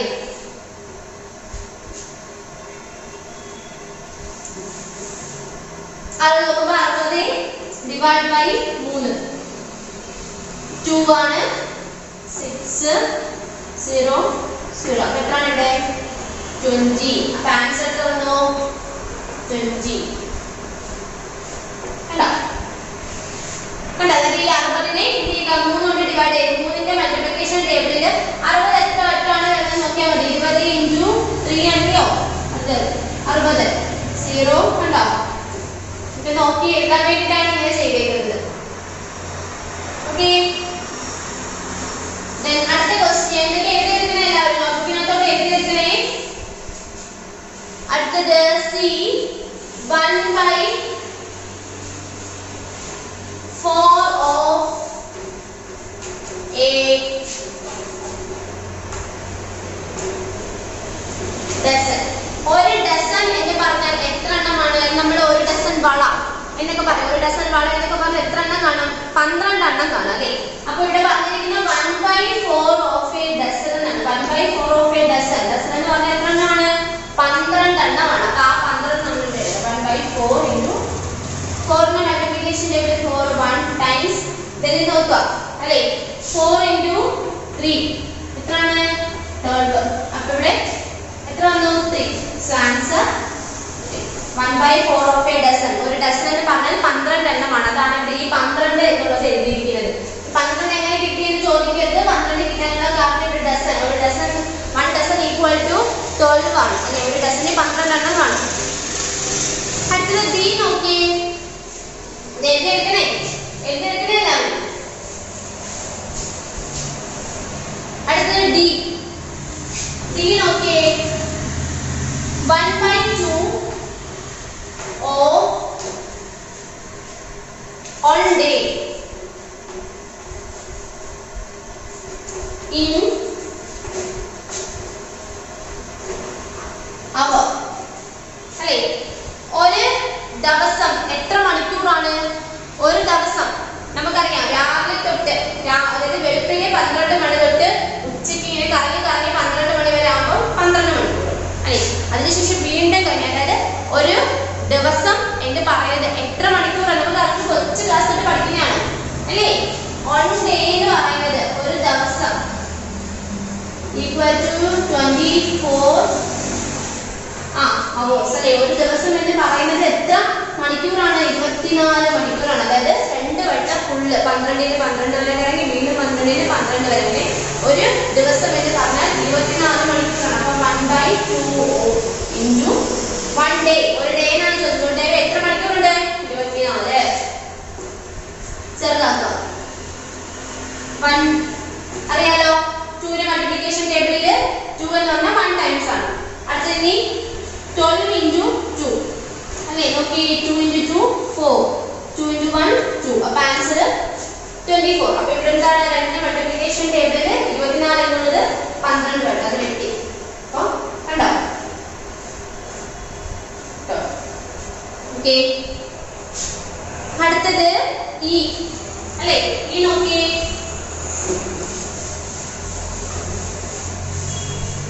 ഈ എന്താണ് 1/4 of a year അല്ലേ. ഈ 1/4 of a year. ഒരു വർഷം എന്ന് പറയുന്നത് ഇൻ മന്തിലാണ് ചോദിച്ചിരിക്കുന്നത്. ഇൻ മന്ത്സ് അല്ലേ. ഒരു വർഷത്തിൽ എത്ര മാസമുണ്ട്? 12 മാസം. നിങ്ങൾ എണ്ണി നോക്കിയേ. January starting January February March April May June July August September October November December 12 മാസം. അതാണ് 1/4 of a year. എന്താണ് ഇയറിനെ മന്തിൽ എന്താണ് പറഞ്ഞത്? അപ്പൊ എത്ര മാസം? 12 മാസം. അപ്പൊ വെട്ടുക 4 മൾട്ടിപ്ലിക്കേഷനിൽ 4 ഒരു വട്ടം 12 നോക്കുക. 4 into എത്രയാണ്? 4 3s are 12. അപ്പം 3 ഇവിടെ വെട്ടി എന്താണ് 3 ആക്കി. So answer okay. മനസ്സിലായോ? പേജിന്റെ ഇത്രയും മനസ്സിലായോ? ഇത് വളരെ എളുപ്പമാണ് കേട്ടോ. തന്നിട്ടുള്ളതിന്റെ ഓഫ് ചേർത്ത് പറയുമ്പോൾ തന്നിട്ടുള്ള രണ്ടുകൂടി ഗുണിക്കാനാണ് അവിടെ ഫ്രാക്ഷൻസിൽ പറഞ്ഞിട്ടുള്ളത് കേട്ടോ. അപ്പൊ ഇത്രയും നോട്ട്ബുക്കിനകത്തോട്ട് എഴുതിയിരിക്കാം. നമുക്കിവിടെ പഠിക്കാനായിട്ടുള്ളത് checking for equivalence. Okay. 2 fractions തന്നിട്ട് അത് രണ്ടും ഇക്വലന്റ് ഫ്രാക്ഷൻസ് തുല്യമായിട്ടുള്ളതാണോ എന്നറിയാൻ വേണ്ടിയിട്ട് ഉള്ളതാണ് അവിടെ ചോദിച്ചിരിക്കുന്നത്. അപ്പൊ നിങ്ങൾ പേജ് നമ്പർ 94 എടുക്കുക. പേജ് നമ്പർ 94 എടുത്തിട്ട് അത് നോക്കുക. Checking for equivalence. അത് ഇടയ്ക്കുള്ളത് നിങ്ങൾക്ക് ഞാൻ അതിൻ്റെ അവസാനം നിങ്ങൾക്ക് ഇത് പറഞ്ഞു തരാം കേട്ടോ. അത് ജസ്റ്റ് എന്താണ് മൾട്ടിപ്ലിക്കേഷൻ അതായത് ഫ്രാക്ഷൻസിന്റെ മൾട്ടിപ്ലിക്കേഷനും ഡിവിഷൻസും ആണ് പറഞ്ഞാൽ നിങ്ങൾക്ക് ഈ ചെക്കിംഗ് ഇക്വലൻസ് പഠിപ്പിച്ച് പോകുന്ന കൂട്ടത്തിൽ അത് നിങ്ങൾക്ക് മനസ്സിലാവും കേട്ടോ. അപ്പോൾ അത് പ്രത്യേകം അല്ലാതെ അങ്ങനെ പഠിച്ച് നിങ്ങൾക്ക് അത് ഭയങ്കര കൺഫ്യൂഷൻ ആയിരിക്കും. അതുകൊണ്ട് നിങ്ങൾ ഇങ്ങനെ അങ്ങ് പഠിച്ചു പോയാൽ മതി. അപ്പം ചെക്കിംഗ് ഫോർ ഇക്വലൻസിനകത്ത് പറയുന്നത് എന്താണെന്ന് വെച്ചാൽ 2 ഫ്രാക്ഷൻസ് തന്നു കഴിയുമ്പോൾ അത് രണ്ടും തുല്യമായിട്ടുള്ളതാണോ അല്ലെ, അതാണ് അവിടെ ചോദിച്ചിരിക്കുന്നത്. ഫസ്റ്റ് അവിടെ എക്സാമ്പിൾ പറഞ്ഞിട്ടുണ്ട് നോക്കിയേ. And 2/3 and 10/50. അപ്പോൾ നിങ്ങൾ ആ ക്വസ്റ്റ്യൻ എന്ത് ചെയ്യുക, ചെയ്യുക, ഹെഡിങ് ആദ്യം നിങ്ങളുടെ നോട്ട്ബുക്കിൽ ചെക്കിംഗ് ഫോർ ഇക്വലൻസ് എന്ന് ആദ്യം ഹെഡിങ് എഴുതുക. ചെക്കിംഗ് ഫോർ ഇക്വലൻസ് എന്ന ആദ്യം ഹെഡിങ് നോട്ട്ബുക്കിനകത്തോട്ട് എഴുതുക. എന്നിട്ട് നിങ്ങൾ ആ ക്വസ്റ്റ്യൻ എക്സാമ്പിൾ ഫസ്റ്റ് എന്ന് പറഞ്ഞ് നിങ്ങളുടെ അവിടെ ടെക്സ്റ്റ് ബുക്കിലെ പേജ് നമ്പർ 94-നകത്തുണ്ട്, കണ്ടോ? Consider 2 equivalent fractions 2/3 and 10/50. അപ്പോൾ ആ ക്വസ്റ്റ്യൻ അതുപോലെ കണ്ടങ്ങ് എഴുതുക ആദ്യം. ഓക്കെ, ഇനി നമ്മൾ പറയുന്നത് എങ്ങനെയാണെന്നുള്ളതാണ്. ഇതുപോലെ 2 ഫ്രാക്ഷൻസ് തന്നിട്ട് അത് ഇക്വലന്റ് ഫ്രാക്ഷൻസ് ആണോ എന്ന് നിങ്ങളോട് ചോദിക്കുമ്പോൾ നിങ്ങൾ എന്ത് ചെയ്യുക? തന്നിട്ടുള്ള ഫ്രാക്ഷൻസിനെ പരസ്പരം ക്രോസ് മൾട്ടിപ്ലിക്കേഷൻ ചെയ്യുക. അതായത് നമുക്ക് ഇവിടെ തന്നിരിക്കുന്ന 2/3 10/15 എന്നുള്ള 2 ഫ്രാക്ഷൻസ് ആണ്. ഇതിനെ ക്രോസ് മൾട്ടിപ്ലിക്കേഷൻ ചെയ്യാൻ പറഞ്ഞാൽ ഫസ്റ്റ് നമുക്ക് തന്നിരിക്കുന്ന ഫ്രാക്ഷൻ 2/3 ആണ്. ഈ 2നെ ഈ 15 കൊണ്ടും ഈ 3 എന്നുള്ളതിനെ ഈ 10 കൊണ്ടും മൾട്ടിപ്ലൈ ചെയ്യുക. അപ്പോൾ ഫസ്റ്റ് നിങ്ങൾക്ക് തന്നിട്ടുള്ളത് ക്വസ്റ്റ്യൻ ഇവിടെ പറഞ്ഞിരിക്കുന്നത് 2 ഫ്രാക്ഷൻസ് തന്നിട്ട് അത് തന്നിരിക്കുന്നത് ഇക്വലന്റ് ഫ്രാക്ഷൻസ് ആണോ എന്ന് ചെക്ക് ചെയ്യാനാണ് പറഞ്ഞിരിക്കുന്നത്. അപ്പോൾ നിങ്ങൾ ആദ്യം നിങ്ങൾക്ക് തന്നിട്ടുള്ള ഫ്രാക്ഷൻസ് നേരെ താഴോട്ട് ഒന്നുകൊണ്ടത് എഴുതുക. ഓക്കെ, അത് നമ്മൾ താഴോട്ട് എഴുതിയിട്ട് അതിനെ എന്ത് ചെയ്യുക? ക്രോസ് മൾട്ടിപ്ലിക്കേഷൻ ചെയ്യുക. ഫസ്റ്റ് എഴുതിയിരിക്കുന്ന ഈ ഫ്രാക്ഷന്റെ ഏറ്റവും മുകളിൽ എഴുതിയിരിക്കുന്ന നമുക്കറിയാം ഈ ഒരു ഫ്രാക്ഷൻ തരുമ്പോൾ ഇത് ന്യൂമറേറ്റർ ഡിനോമിനേറ്റർ അറിയാം. ന്യൂമറേറ്റർ എന്ന് പറയുന്നത് മുകളിലുള്ളതും ഡിനോമിനേറ്റർ എന്ന് പറയുന്നത് താഴെയുള്ളതാണെന്ന് നമുക്കറിയാം, അറിയാലോ. അപ്പോൾ തന്നിട്ടുള്ള ഫസ്റ്റ് ഫ്രാക്ഷന്റെ ന്യൂമറേറ്റർ രണ്ടാമത്തേന്റെ ഡിനോമിനേറ്ററുമായിട്ടും ഇവിടുത്തെ ഡിനോമിനേറ്റർ തന്നിരിക്കുന്ന ഇപ്പുറത്തുള്ള ഫ്രാക്ഷൻ ന്യൂമറേറ്ററുമായിട്ട് എന്ത് ചെയ്യുക? മൾട്ടിപ്ലൈ ചെയ്യുക. അതായത് ക്രോസ് ആയിട്ട് മൾട്ടിപ്ലൈ ചെയ്യുക. ഇതിനെ താഴോട്ടും ഇവിടുള്ളതിനെ മുകളിലോട്ടും ക്രോസ് ചെയ്യുക. അപ്പൊ നോക്കുക, എന്താണ് 2 × 15. അപ്പൊ നമുക്ക് ഇവിടെ നമുക്ക് ഒന്നും എഴുതാം. then 3 × 10. ഓക്കെ, എന്ത് ചെയ്യുക? 2 × 15 അല്ലേ, നമ്മൾ എന്ത് ചെയ്യുക? ആദ്യം അതിനെ ഗുണിക്കാം, അതിനെ മൾട്ടിപ്ലൈ ചെയ്യും. 5 × 2 5 2s are 10. 10ന്റെ 0 നമ്മൾ ഇവിടെ എഴുതി, 1 ഇങ്ങോട്ട് എഴുതി. then 2 × 1 2 2 + 1 3. അപ്പോൾ 15 നമ്മൾ 2 കൊണ്ട് നമുക്ക് ചെയ്തപ്പോൾ 13 എന്ന ആൻസർ ആണ്. then ഇവിടെ 3 × 10 3 × 10 നമ്മൾ എഴുതി അങ്ങോട്ട് ഇങ്ങോട്ട് ഗുണിക്കുന്ന കാര്യമൊക്കെ ഉണ്ടോ? ഇല്ല, നമുക്കറിയാം അല്ലേ. എത്രയാണ്? 3 × 10 എന്നാണ് 30. അപ്പോൾ നോക്കിയേ, ഇവിടെ ഗുണിച്ചപ്പോഴും 30 കിട്ടി, ഇവിടെ ഗുണിച്ചപ്പോഴും 30 കിട്ടി. രണ്ട് സൈഡിലെയും എന്താണ് ആ ഫ്രാക്ഷൻസ് തമ്മിൽ അങ്ങോട്ടും ഇങ്ങോട്ടും ക്രോസ് മൾട്ടിപ്ലൈ ചെയ്തപ്പോൾ കിട്ടിയ ഫൈനൽ ആൻസർ എന്ന് പറയുന്നത് രണ്ടും സെയിം ആണ് അല്ലേ. 30 = 30. 15 × 2 30 ആണ്, 3 × 10 30 ആണ്. രണ്ടും സെയിം ആൻസർ ആണ്. ഇങ്ങനെ അങ്ങോട്ടും ഇങ്ങോട്ടും ഫ്രാക്ഷൻസ് തമ്മിൽ മൾട്ടിപ്ലൈ ചെയ്യുമ്പോൾ ആൻസർ ഇതുപോലെ ഒരുപോലെ വരും. ഇതുപോലെ ഒരുപോലെ സെയിം ആൻസർ ആയിട്ടാണ് രണ്ടും വരുന്നതെങ്കിൽ this is an equivalent fractions. ഇതിനെ നമ്മൾ എന്തെന്ന് പറയുന്നു? ഇക്വലന്റ് ഫ്രാക്ഷൻസ് എന്ന് പറയുന്നു. ഓക്കെ, മനസ്സിലായോ? തന്നിട്ടുള്ളത് 2 ഫ്രാക്ഷൻസ് ആയിരുന്നു, 2/3 and 10/50. നമ്മൾ അതിനെ ആദ്യം താഴോട്ട് തന്നെ ഇതുപോലെ അങ്ങോട്ട് എടുത്തിട്ട് അതിനെ ക്രോസ് മൾട്ടിപ്ലൈ ചെയ്യും. അതായത് തന്നിട്ടുള്ള ആദ്യത്തെ ഫ്രാക്ഷന്റെ ന്യൂമറേറ്ററും ഇതിന്റെ ഡിനോമിനേറ്ററുമായിട്ടും തന്നിട്ടുള്ള ആദ്യത്തെ ഡിനോമിനേറ്ററും രണ്ടാമത്തെ ന്യൂമറേറ്ററും അല്ലെ. നിങ്ങൾക്കത് ജസ്റ്റ് കൺഫ്യൂഷൻസ് ഉണ്ടെങ്കിൽ നിങ്ങൾക്കത് ഇപ്പൊ നിങ്ങൾക്ക് അറിയാം ന്യൂമറേറ്റർ ഡിനോമിനേറ്റർ എന്താണെന്ന് നിങ്ങൾക്ക് അറിയാം. അപ്പൊ അങ്ങനെ നിങ്ങൾക്ക് ഇതിൽ പറയുമ്പോൾ തിരിഞ്ഞു പോകുന്നുണ്ട് എന്നുണ്ടെങ്കിൽ എന്ത് ചെയ്യുക? മുകളിലുള്ളത് താഴോട്ടും താഴെയുള്ളതിന്റെ മുകളിലോട്ട് ഗുണിക്കുക, ക്രോസ് മൾട്ടിപ്ലൈ ചെയ്യുക. രണ്ടും ക്രോസ് മൾട്ടിപ്ലൈ ചെയ്യുമ്പോൾ കിട്ടുന്ന ആൻസർ എന്ന് പറയുന്നത് വിൽ ബി സെയിം. ഓക്കെ, ഇവിടെ നമുക്ക് 30 30 രണ്ട് സെയിം ആണ്. ഇങ്ങനെയുള്ള case in this case this is an equivalent fraction. Okay, മനസ്സിലായോ? അപ്പോൾ നമുക്ക് പറയാം 2/3 and 10/50 are which fraction? നമ്മുടെ അവിടെ ഹെഡിങ് ഉണ്ട് കണ്ടോ, ഇക്വലന്റ് ഫ്രാക്ഷൻ. നിങ്ങൾക്ക് അവിടെ തന്നിട്ടുള്ളത് അങ്ങനെ തന്നെയാണ്.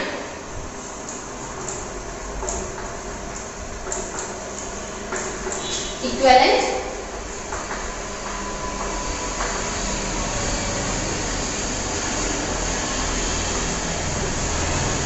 equivalent fractions. മനസ്സിലായോ? ആയോ? അതുപോലെ എക്സാമ്പിൾ 2 നോക്കിയേ. നീ എക്സാമ്പിൾ 2 നോക്കിയേ.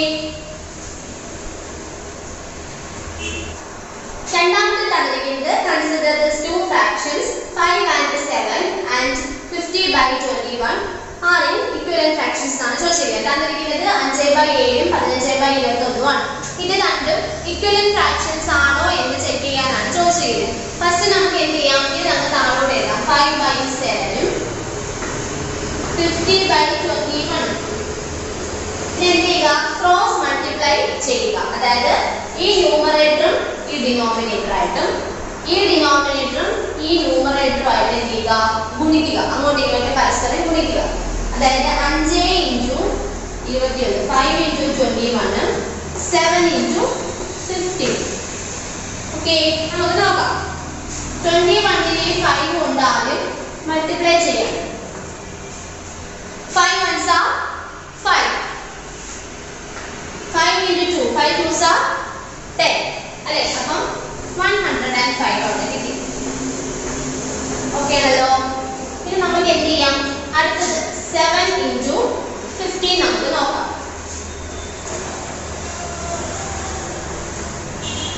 7 5s are 35. 35 ന്റെ 5 ഇവിടെ എഴുതി 3 ഇങ്ങോട്ടേക്ക് എഴുതി.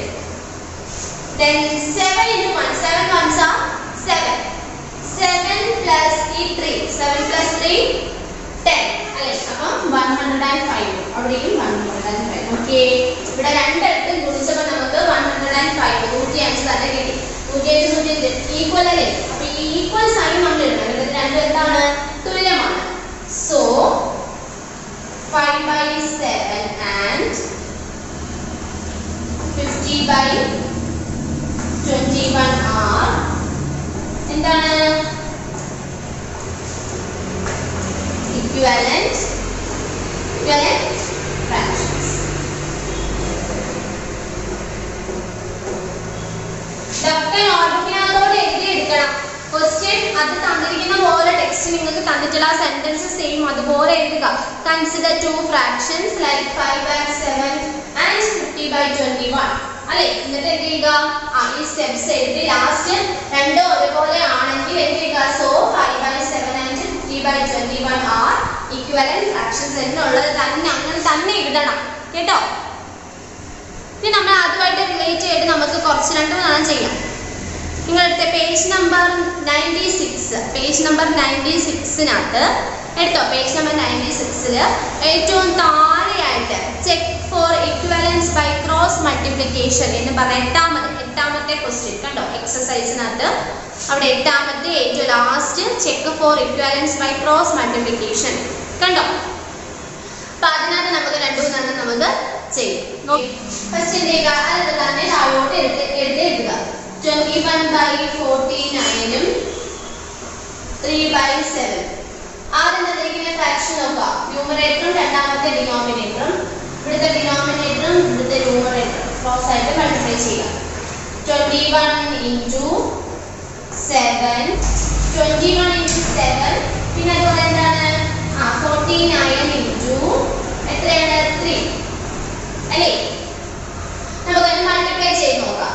21 into 7 7 ones are 7 then 7 into 2 എത്രയാണ് 40. അപ്പോൾ ആൻസർ 147 ആണ്. ഇനി അടുത്തത് 49 എന്ത് ചെയ്യുക, 3 കൊണ്ട് മൾട്ടിപ്ലൈ ചെയ്യുക.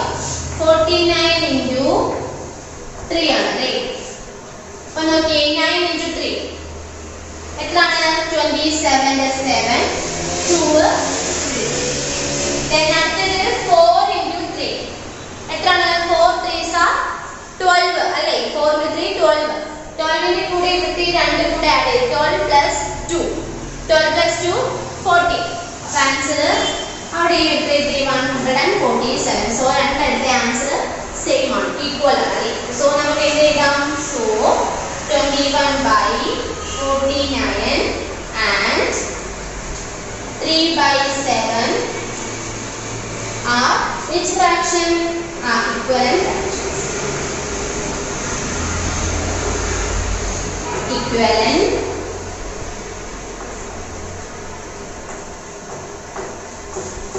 fractions.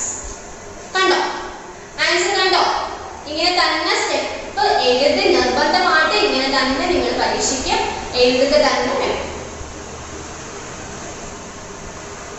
then അടുത്തത് B നിങ്ങൾ സ്വന്തമായിട്ട് ഹോംവർക്ക് ചെയ്യുക. B എന്നുള്ളത് നിങ്ങൾ സ്വന്തമായിട്ട് ഹോംവർക്ക് ചെയ്യുക. അതുപോലെ F എന്നുള്ളത് നിങ്ങൾ സ്വന്തമായിട്ട് ഹോംവർക്ക് ചെയ്യുക. B യും F ഉം നിങ്ങൾ ഹോംവർക്ക് ചെയ്യുക. അടുത്തത് ഇനിയുള്ളതെന്ന് വെച്ചാൽ എന്താണ്?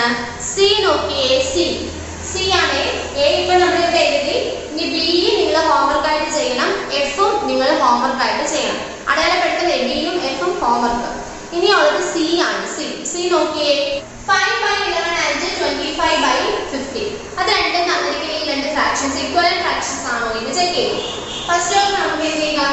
ഈ 5 by 11 ഉം 25 by 50 നമ്മൾ അതുപോലെ എഴുതി എന്ത് ചെയ്യുക? ക്രോസ് മൾട്ടിപ്ലൈ ചെയ്ത് നോക്കാം.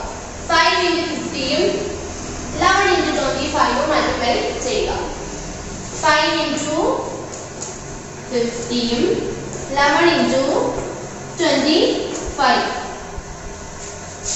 ഫസ്റ്റ് നമ്മൾ ഇവിടെ മൾട്ടിപ്ലൈ ചെയ്യാണ്. 5 into 0 5 into 0 0. Then 5 into 5 5 5s are 25. So answer അവിടെ 250 എന്ന് കിട്ടി. കിട്ടിയല്ലോ. അടുത്തത് എന്താണ്? 11 into 25 ആണല്ലേ. 11 into 25. 5 ones are 5. Then again 5 into 1. 5 ones are 5. Then next 5 into 2. 2 into 1 2.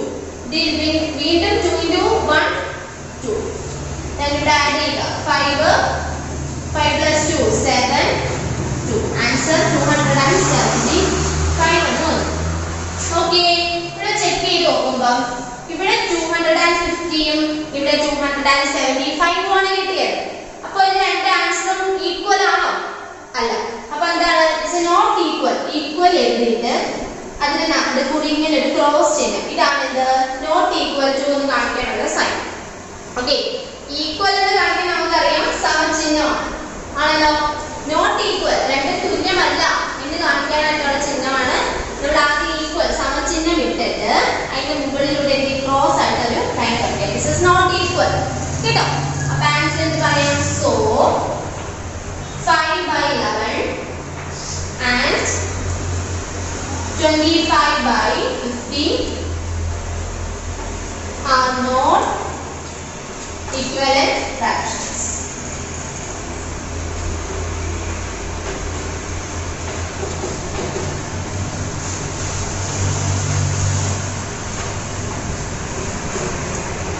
രണ്ടും തുല്യമായിട്ട് വന്നില്ല ആൻസർ. അപ്പോൾ അതെന്താണ്? രണ്ടും ഈക്വൽ അല്ല. So this fractions are not in equivalent fractions.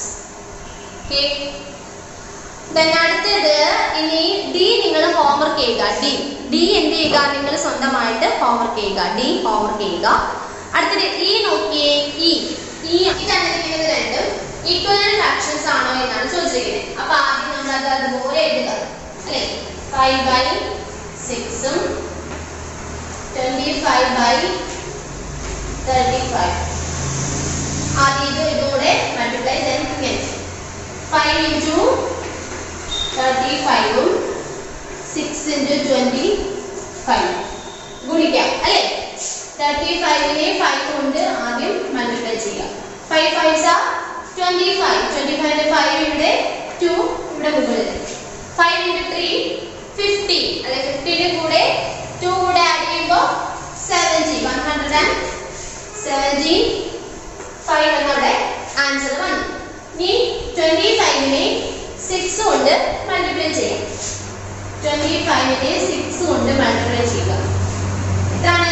6 into 5 30. 30നെ 0 എഴുതി 3 ഇങ്ങോട്ട് എഴുതി. 6 into 2 6 2s are 12. 12ന്റെ കൂടെ 3 കൂടെ ആഡ് ചെയ്തപ്പോൾ എത്രയാണ്? 50. അപ്പോൾ 150 എന്ന് കിട്ടി. ഓക്കെ, ചെക്ക് ചെയ്ത് നോക്കുമ്പോൾ രണ്ടിന്റെ ആൻസർ ഈക്വൽ ആയിട്ടാണോ വന്നത്? അല്ല. This is not equal. So equal ഇട്ടിട്ട് മുക്കിന്റെ sign. This is not equal. So എന്ത് പറയാം? 5 by 6 and then 25 by 35 are not equivalent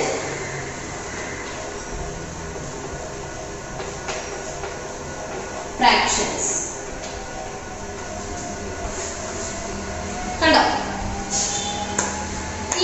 ചെയ്ത് അടുത്തത് ഇനി ജിയും എച്ചും നിങ്ങൾ സ്വന്തമായിട്ട് ഹോംവർക്ക് ചെയ്യുക.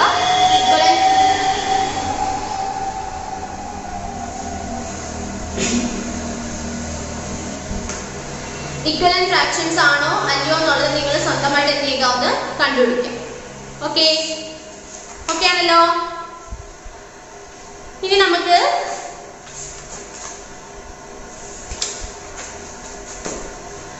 ഇനി നിങ്ങൾ നോക്കിയേ, ഇനി നിങ്ങൾക്ക് അവിടെ പഠിക്കാനായിട്ട് ഇമ്പോർട്ടൻ്റ് ആയിട്ടുള്ളതെന്ന് വെച്ചാൽ അവിടെ തന്നെ 10ാമത്തെ നോക്കിയേ. 10ാമത്തത് fill in the missing numerals and check your answers by cross multiplication. അല്ലെ, ക്രോസ് മൾട്ടിപ്ലിക്കേഷൻ നമ്മളിപ്പോൾ ചെയ്തതുപോലെ നിങ്ങൾ ചെയ്തിട്ട് അതിന്റെ ആൻസർ കണ്ടുപിടിക്കാനാണ് പറയുന്നത്.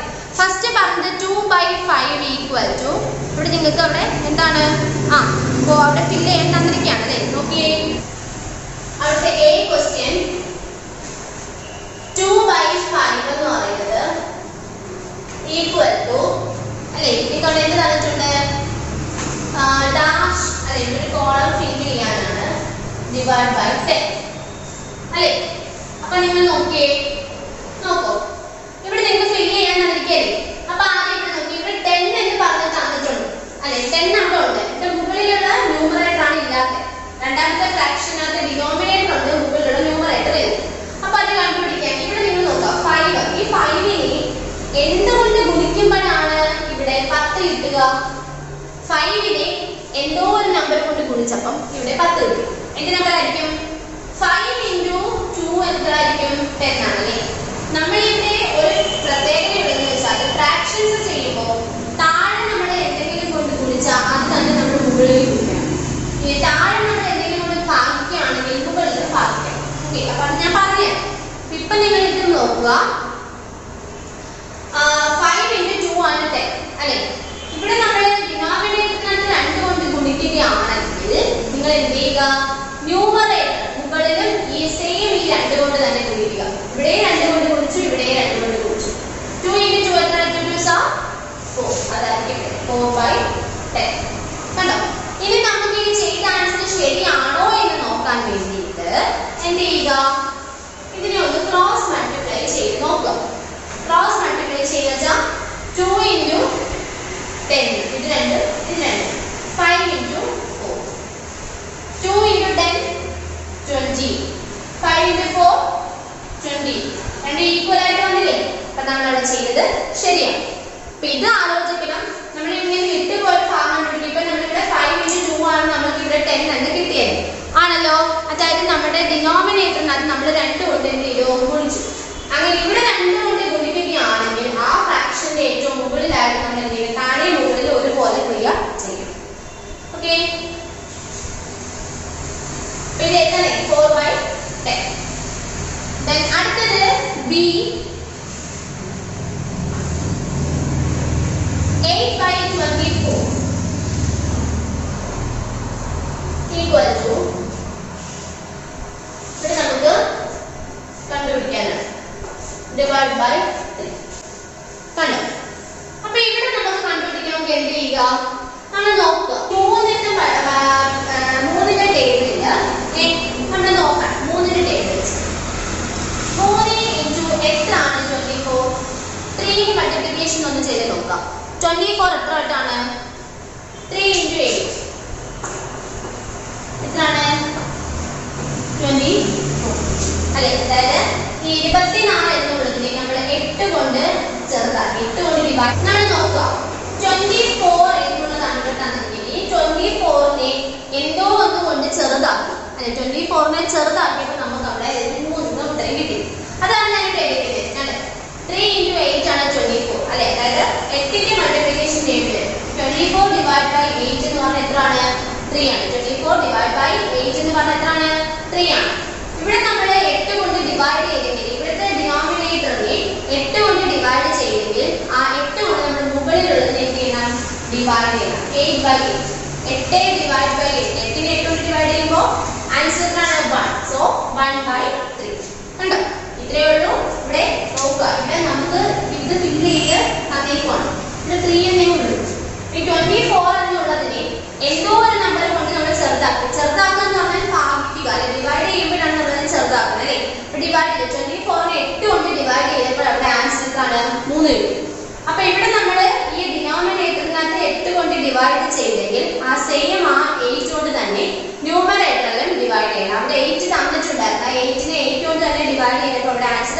1 എന്ന് കിട്ടി. ഇനി നമ്മൾ ശരിയാണോ എന്ന് അറിയാനായിട്ട് നോക്കിയേ, ഇത് രണ്ടും കൂടെ ഗുണിക്കുന്നു. 8 into 3 then 24 into 1. 8 into 3 24 ആണ്. ഇതും 24. കണ്ടോ, രണ്ടും എന്താണ് ഈക്വൽ ആയിട്ട് കിട്ടി. കണ്ടോ. അടുത്തത് ഇനി ഏതാണ്? സി. 2/7 equal to, ഇവിടെ ഫിൽ ചെയ്യാനാണ്. then 28. കണ്ടോ, ഈ 7 എന്നുള്ളതിനെ നമുക്ക് ചെറുതാക്കാൻ പറ്റത്തില്ലല്ലോ. 7 എന്നുള്ളത് നമുക്ക് എന്തെങ്കിലും കൂടെ ചെറുതാക്കാൻ പറ്റുമോ? ഇല്ല. അപ്പൊ അങ്ങനെയുള്ളത് ഇതൊരു സംഖ്യയിൽ ചെറുതാക്കാൻ പറ്റത്തില്ല എന്നുണ്ടെങ്കിൽ അവിടെ നമ്മൾ അതിനെ മൾട്ടിപ്ലൈ ചെയ്യാം. നമ്മൾ നേരത്തെ കണക്ക് ചെയ്തത് നിങ്ങൾക്ക് ജസ്റ്റ് നോക്കിയിട്ട് 24 ആണ്. 24 എന്ന് പറയുന്നത് നമുക്ക് വീണ്ടും വീണ്ടും ചെറുതാക്കാൻ പറ്റും. അങ്ങനെ ചെറുതാക്കാൻ പറ്റുന്ന കേസസ് മാത്രമേ നമ്മൾ ഡിവൈഡ് ഉപയോഗിക്കത്തുള്ളൂ കേട്ടോ. ഇതാണ് ടീച്ചർ നിങ്ങളോട് പറഞ്ഞത്. ആദ്യത്തേത് നിങ്ങൾ അവിടെ ഞാൻ ടീച്ചർ പറഞ്ഞില്ലേ, ഇത് നിങ്ങൾക്ക് അങ്ങോട്ട് പഠിപ്പിച്ച് വരുമ്പോൾ ഇടയ്ക്ക് പഠിക്കാനുണ്ട് എന്ന്. അതാണ് ഈ ഒരു മെത്തേഡ്. അത് ഇങ്ങനെ നിങ്ങൾ ജസ്റ്റ് മനസ്സിലാക്കി വെച്ചാൽ മാത്രം മതി. ഒരുപാട് ഡീപ്പായിട്ട് പഠിക്കുമ്പോൾ നിങ്ങൾക്ക് അത് എന്താണെന്നുള്ള കൺഫ്യൂഷൻ വരും. ഓക്കെ, അപ്പം ഇങ്ങനെ നോക്കുമ്പോൾ ഇവിടെ 28 എന്നാണ് പറഞ്ഞിരിക്കുന്നത്. ഇവിടെ 7. ഈ 7 വീണ്ടും ചെറുതാക്കാൻ പറ്റില്ല. 7 വീണ്ടും ചെറുതാക്കാൻ പറ്റുമോ? ഇല്ല. അപ്പോൾ നമ്മൾ എന്ത് ചെയ്യുക, ഈ 7ന്റെ മൾട്ടിപ്ലിക്കേഷൻ ടേബിൾ നോക്കാം. 7ന്റെ മൾട്ടിപ്ലിക്കേഷൻ ടേബിളിൽ 28 എന്നുള്ളതുണ്ടോ? ഉണ്ടോ? 7 into 4 ആണ് എന്ത്? 28. 7 into 4 28. ഈ ഫ്രാക്ഷന്റെ ഡിനോമിനേറ്ററിനകത്ത് into 4 വെച്ച് ചെയ്തെങ്കിൽ ഈ into 4 ആണ് എന്ത് ചെയ്യണം? മുകളിലും ചെയ്യണം. മുകളിൽ കണ്ടോ, അവിടെ എന്താണ് into 4 ആണ് ചെയ്യുക. into 4 ഇവിടെ ഡിവൈഡ് 4 ആണെങ്കിൽ ഇവിടെ ഡിവൈഡ് ചെയ്യുക. ഇവിടെ ഗുണിക്കുകയാണെങ്കിൽ മുകളിലും ഗുണിക്കുക, താഴെ ഭാഗിക്കുകയാണെങ്കിൽ മുകളിലും ഭാഗിക്കുക. അപ്പോൾ 7 into 4 ആണ് 28. then 2 into 4 8. കണ്ടോ, ആൻസർ 8/28. നിങ്ങൾ ഇത് ജസ്റ്റ് ശരിയാണെന്ന് അറിയാൻ വേണ്ടി നിങ്ങൾക്ക് എന്ത് ചെയ്യാം, ഇത് ക്രോസ് മൾട്ടിപ്ലൈ ചെയ്ത് നോക്കാം കേട്ടോ, ഒരു കുഴപ്പമില്ല. അതായത് 2 into 28 ഉം 7 into 8 ഉം 7 into 8 നമുക്കറിയാം 56 ആണ്. അപ്പൊ ഇത് നോക്കിയേ, 28 into 2 6 1 into 2 4 4 plus 1 5. ഇവിടെയും 56 equal 56. കണ്ടോ,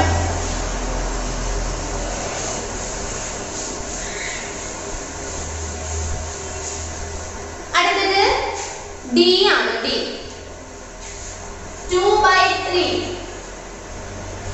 equal to, ഇവിടെ ഫിൽ ചെയ്യാനാണ്. ഇവിടെ 9 ആണല്ലോ. ഇവിടെ നോക്ക്, ഇവിടെ കണ്ടുപിടിക്കാമല്ലോ. അപ്പൊ 2/3 ഈ 3 അടുത്ത് നമുക്ക് 9 തന്നിട്ടുണ്ട്. ഈ 3 നമുക്ക് ഇനി ചെറുതാക്കാൻ പറ്റുമോ? ഇല്ല. അപ്പൊ നമ്മൾ അതെന്ത് ചെയ്യുക, ഗുണിക്കുക. എന്തോ കൊണ്ട് ഗുണിക്കണം. 3ന്റെ മൾട്ടിപ്ലിക്കേഷൻ ടേബിളിൽ 9 വരണമെങ്കിൽ എന്താണ്? 3 into 3 ആണ് 9 അല്ലേ? അപ്പൊ ഇവിടെ 3 കൊണ്ട് ഗുണിച്ചെങ്കിൽ മുകളിൽ എന്ത് ചെയ്യുക, 3 കൊണ്ട് ഗുണിക്കുക. കണ്ടോ, അപ്പൊ 3 into 3 9, 3 into 2 6. കണ്ടോ, അപ്പൊ ഇനി ശരിയാണോ എന്ന് നോക്കണമല്ലോ. നോക്കണമെങ്കിൽ എന്ത് ചെയ്യുക, ഇത് ഗുണിക്കുക. 2 into 9 ഉം 3 into 6. Okay, 2 9s are 80. 3 into 6 3 6 are 80. രണ്ടും ഈക്വൽ ആയിട്ട് ആൻസർ ശരിയാണ്. ഓക്കെ, അടുത്തത് 3/5. 3/5 equal to എത്രയാണ്? 30/, ഇവിടെ നമ്മളോട് ഫിൽ ചെയ്യാൻ പറഞ്ഞിരിക്കുകയാണ് അല്ലേ, 30. അപ്പൊ നോക്കുക, ഇവിടെ 30 ആണ് വന്നിരിക്കുന്നത് അല്ലേ. ഈ 3 വീണ്ടും ചെറുതാക്കാൻ പറ്റത്തില്ല അല്ലേ, മാക്സിമം ചെറുതാക്കി വെച്ചേക്കാൻ പറ്റത്തില്ല. അപ്പൊ എന്ത് ചെയ്യുക, നോക്കുക. 3ന്റെ കൂട്ടത്തിൽ എന്തോ ഒന്ന് കൊണ്ട് കുടിച്ചപ്പോഴാണ് 30 കിട്ടിയത്. എന്തോ കൊണ്ട് കുടിച്ചപ്പോഴായിരിക്കും 30 കിട്ടിയത്? 10 കൊണ്ട്. 3 into 10 ആയിരിക്കും 30. അപ്പൊ ഇവിടെ മുകളിൽ 10 കൊണ്ട് ഗുണിച്ചെങ്കിൽ ഫ്രാക്ഷൻ ഇവിടെ ന്യൂമറേറ്ററിനകത്ത് 10 കൊണ്ട് ഗുണിച്ചെങ്കിൽ ഡിനോമിനേറ്ററിനകത്ത് 10 കൊണ്ട് ഗുണിച്ചേ പറ്റും. അപ്പൊ ഈ into 10 നമ്മൾ ഇവിടെ 3 into 10 13, 5 into 10 50 അല്ലേ. ശരിയാണോ എന്ന് ചെക്ക് ചെയ്യണമെങ്കിൽ എന്ത് ചെയ്യുക, എന്ത് ചെയ്യുക, 3 into 15 5 into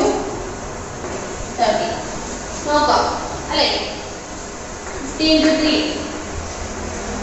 0 2t അൻപത്. ഇവിടെ ഈ വരെ തന്നെയാണ് അല്ലേ? നോക്കോ, ചെയ്യേണ്ട കാര്യമില്ല, എന്നാലും ചെയ്യുന്നതേ ഉള്ളൂ. രണ്ടും ഈക്വൽ ആയിട്ട് 1. അപ്പൊ ഇതുപോലെ നിങ്ങൾ എന്ത് ചെയ്യുക? ഇപ്പൊ നമ്മൾ ഈ വരെ ചെയ്തു, A B C D E. ഇനി എഫ് തൊട്ട് F G H I J K അത് മൊത്തം നിങ്ങൾ എന്ത് ചെയ്യുക? ഹോംവർക്ക് ആയിട്ട് ചെയ്യുക. വളരെ എളുപ്പമാണ്. ടെക്സ്റ്റ് ബുക്കിൽ തന്നെ അങ്ങ് ചെയ്താൽ മതി. ടെക്സ്റ്റ് ബുക്കിൽ തന്നെ ചെയ്തു പോകും കേട്ടോ. ടെക്സ്റ്റ് ബുക്കിൽ തന്നെ ചെയ്യുക. ഈ ഒരു കാര്യമാണ് നമ്മൾ ഇവിടെ, അതായത് പേജ് നമ്പർ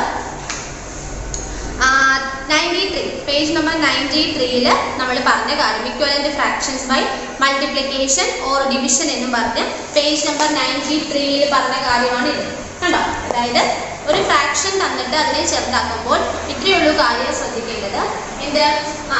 താഴെ ന്യൂമറേറ്ററും ഡിനോമിനേറ്ററും ഉണ്ടെന്ന് അറിയാം. ന്യൂമറേറ്റർ എന്ന് പറഞ്ഞാൽ മുകളിൽ കിടക്കുകയും ഡിനോമിനേറ്റർ എന്ന് പറഞ്ഞാൽ താഴെ കിടക്കുകയാണ്. അപ്പോൾ നമുക്ക് ഒരു കാര്യം കണ്ടുപിടിക്കണമെങ്കിൽ ഇപ്പൊ ഇവിടെ നിങ്ങൾക്ക് എന്താണ് ന്യൂമറേറ്റർ നമുക്ക് ഡിനോമിനേറ്ററിലാണ് കണ്ടുപിടിക്കേണ്ടത്, 50 കണ്ടുപിടിക്കേണ്ടത്. അപ്പൊ മുകളിൽ നമ്മൾ എന്തെങ്കിലും കൊണ്ട് ഗുണിക്കുകയാണെങ്കിൽ, ന്യൂമറേറ്ററിന്റെ അടുത്ത് നമ്മൾ എന്തെങ്കിലും കൊണ്ട് മൾട്ടിപ്ലൈ ചെയ്യുകയാണെങ്കിൽ ആ സെയിം അതുകൊണ്ട് തന്നെ നമ്മൾ ഡിനോമിനേറ്ററിനകത്ത് മൾട്ടിപ്ലൈ ചെയ്യണം. ഇനി ന്യൂമറേറ്ററിന്റെ അടുത്ത് നമ്മൾ എന്തെങ്കിലും കൊണ്ട് ഡിവൈഡ് ചെയ്യുകയാണെങ്കിൽ സെയിം അതുകൊണ്ട് തന്നെ ഡിനോമിനേറ്ററിന്റെ അടുത്ത് ഡിവൈഡ് ചെയ്യാം. അതാണ് അവിടെ equivalent fractions by multiplication or division എന്നുള്ളത്. അത് പറഞ്ഞത് നിങ്ങൾക്ക് അങ്ങനെ പറഞ്ഞു തന്നാൽ അത് മനസ്സിലാവില്ല. അതുകൊണ്ടാണ് ടീച്ചർ ഈ എക്സസൈസ് ചെയ്ത കൂട്ടത്തിൽ അത് നിങ്ങൾക്ക് പറഞ്ഞു തന്നെ കേട്ടോ. ഇനി അതിനകത്ത് എന്തെങ്കിലും ഡൗട്ട് ഉണ്ടെങ്കിൽ നിങ്ങൾ ടീച്ചറെ വിളിക്കുമ്പോൾ ടീച്ചറിനോട് ചോദിക്കാം കേട്ടോ. അപ്പം നമുക്ക് ഇന്നത്തെ ക്ലാസ്സിൽ തൽക്കാലം ഇത്രയും മാത്സ് പഠിക്കാം. ഇതിനകത്ത് കുറച്ച് സിമ്പിളായിട്ടുള്ള കാര്യങ്ങൾ കളർ വരയ്ക്കാനൊക്കെ ഉണ്ട്. അത് നമുക്ക് അവസാനം ഈ ചാപ്റ്റർ തീർന്നു കഴിയുമ്പോൾ എന്ത് ചെയ്യാം, എക്സസൈസിനിടയ്ക്ക് കുറെ കളർ വരയ്ക്കാനും അങ്ങനെ ഇങ്ങനെ കാര്യങ്ങളൊക്കെ ഉണ്ട്. അത് നമുക്ക് ഒറ്റ ക്ലാസ്സിലായിട്ട് നിങ്ങൾക്ക് പറഞ്ഞു തന്ന് എന്ത് ചെയ്യാം, അത് നിങ്ങളെ കൊണ്ട് ഹോംവർക്ക് ചെയ്യാം. അപ്പം നിങ്ങൾക്ക് കുറച്ചും കൂടി എളുപ്പം പാഠം തീർന്നിട്ട്, ഇടയ്ക്ക് തരുന്നില്ല, അതിൻ്റെ പാഠം തീർന്നിട്ട് നിങ്ങൾക്ക് തരാം കേട്ടോ. അപ്പം നിങ്ങളത് ഹോംവർക്കായിട്ട് ചെയ്തിട്ട് നമുക്ക് റിവിഷൻ പോലെ അങ്ങ് നടത്താം. അപ്പം നിങ്ങൾ ആ ആദ്യമായിട്ട് പഠിച്ച കാര്യങ്ങൾ ഓർത്ത് വരും കേട്ടോ. ഇപ്പം ഞാൻ പഠിപ്പിക്കുന്ന കൂട്ടത്തിൽ ഞാൻ പറയുന്ന കാര്യങ്ങൾ ശ്രദ്ധിച്ച് നോട്ട്ബുക്കിനകത്തോട്ട് എഴുതിയെടുക്കുക. ആ പറയുന്ന കാര്യമായിട്ട് റിലേറ്റ് ചെയ്തിട്ട് ഹോംവർക്ക് ചെയ്ത് നിങ്ങൾ ചെയ്തു പോകാം. ഇടയ്ക്കുള്ളതെല്ലാം നമുക്ക് അത് തീർന്ന റിവിഷൻ പോലെ നമുക്ക് ഈ പാഠം തീർച്ചയായിട്ട് നമുക്ക് എടുക്കാം കേട്ടോ. ഓക്കെ, അപ്പോൾ ഇന്നത്തെ ക്ലാസ് ചെയ്യുന്ന ഇക്വലന്റ് ഫ്രാക്ഷൻസ് കണ്ടുപിടിക്കാൻ ഇക്വലന്റ് ഫ്രാക്ഷൻസും പിന്നെ ഇതാണ് അല്ലേ. അപ്പോൾ അത് നിങ്ങൾ എന്ത് ചെയ്യുക, ജസ്റ്റ് ചെയ്ത് നോക്കുക. എന്തെങ്കിലും ഡൗട്ട്സ് ഉണ്ടെങ്കിൽ ടീച്ചറിനോട് വിളിച്ച് ചോദിക്കാം. Okay, thank you.